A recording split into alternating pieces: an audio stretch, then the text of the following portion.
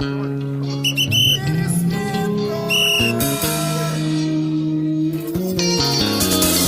низька очередь до самого ЧОПа.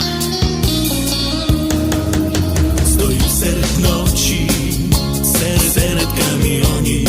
Тяжко стою. Європа на захід, начальство на схід. Ай, вот леве. Ловлю контрабанду мадянських шпійонів. Водка, цигарета, наркотику, моктичі гриб. Наркотики, купру, Мальборо, сніг. Ай, вот леве. Я вже не совєтський, а український. Одягнутий в синю, фуфайку і презент. І тепло ми, і не мокну. Митник русинський, фатюк закарпатський. На біциклі бомба. На своїй роботі малий президент. Границя – это полоса препятствий. Захочу, ударю печатку на папір. Захочу з тим папіром Цей папір. піду в удар. Для західних швондірів я бюрократор. Хлопці, Для племені. східних я чопський батюшка цар.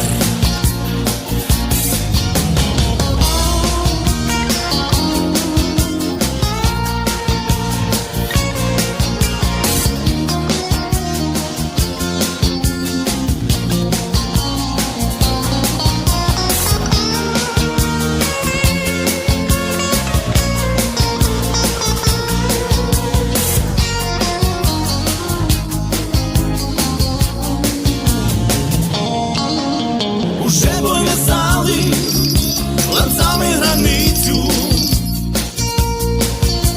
Уже ні машини, ні люди не йдуть. То временно.